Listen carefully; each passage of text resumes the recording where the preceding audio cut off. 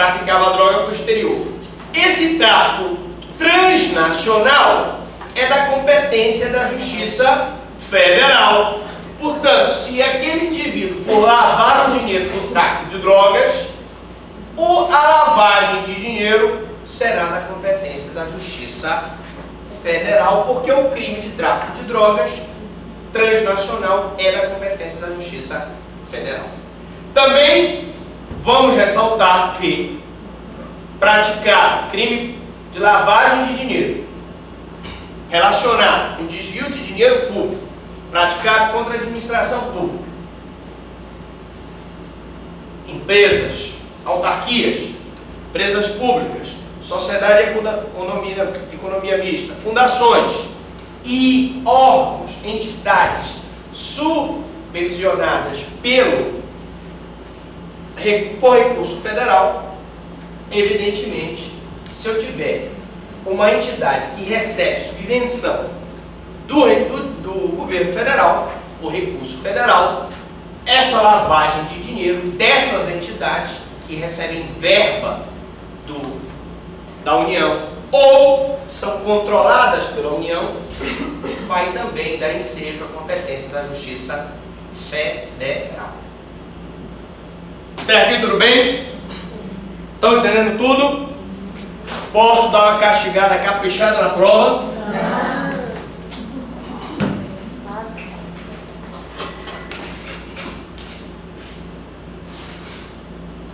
Meus amigos, um outro detalhe interessantíssimo sobre a lavagem de dinheiro.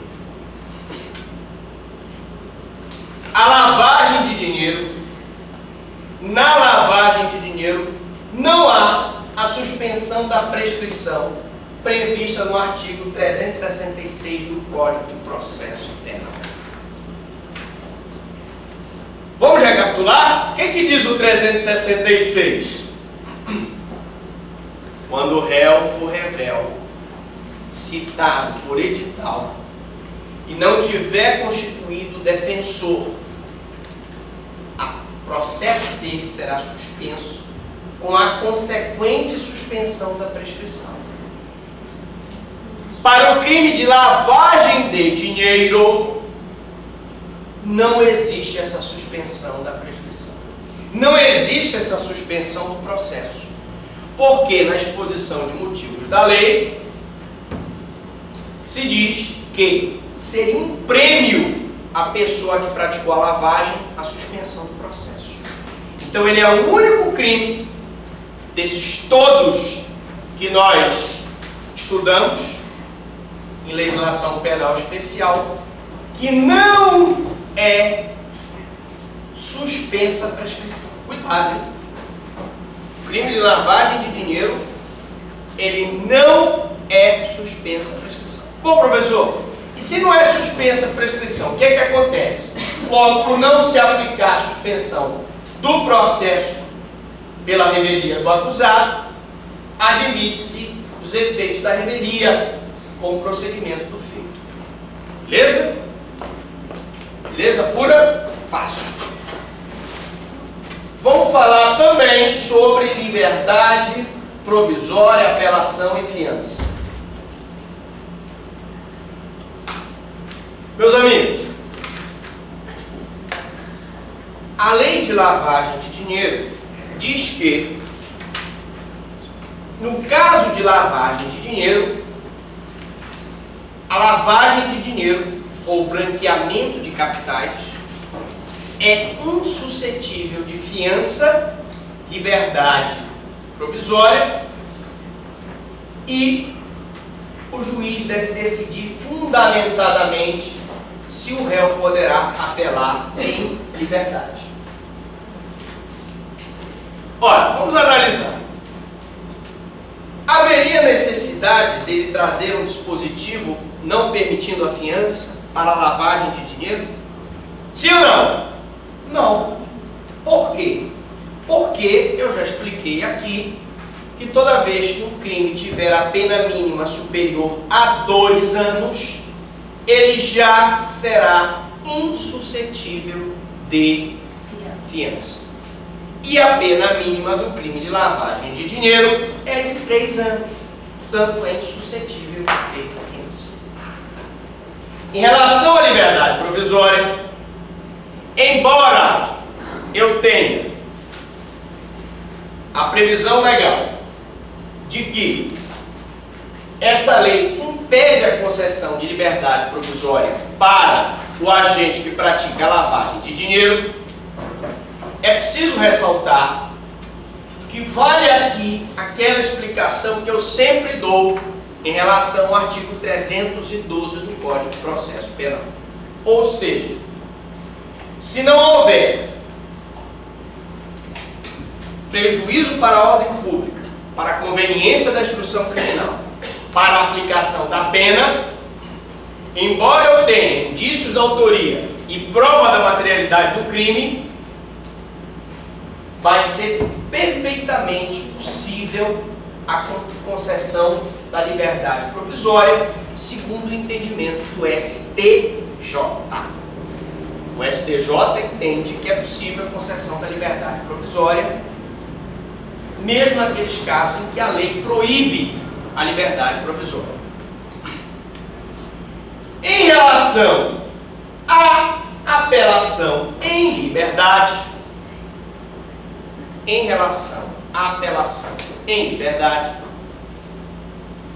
é preciso ressaltar que a apelação em liberdade, nós também já explicamos aqui, a regra é clara.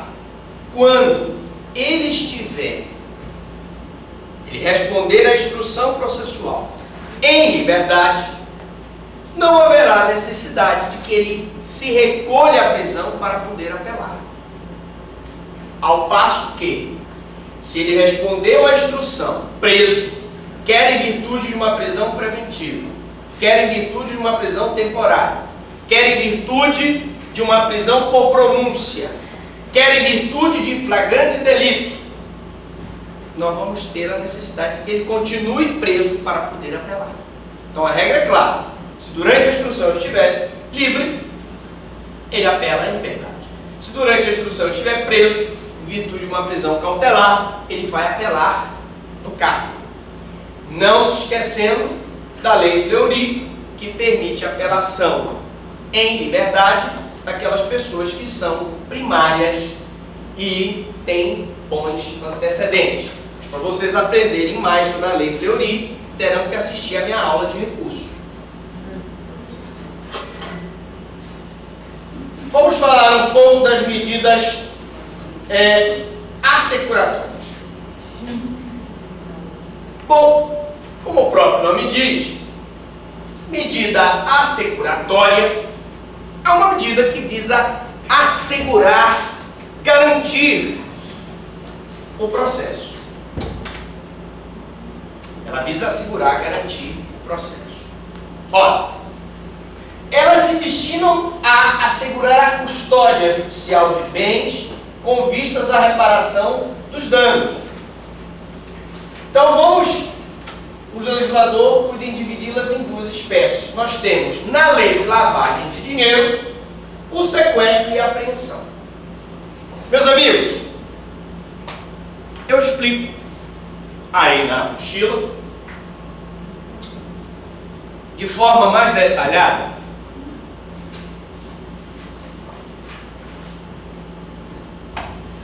que o sequestro é uma medida assecuratória prevista na lei de lavagem de dinheiro que visa sequestro. Visa a apreensão, a indisponibilidade de bens móveis e imóveis. Mas esses bens móveis e imóveis, para serem sequestrados, eles têm que têm que ser provenientes de atividade ilícita. Então imaginemos o seguinte: cidadão desviou recursos da construção de um tribunal de justiça. Desviou esse recurso, mandou para as Ilhas Géssica.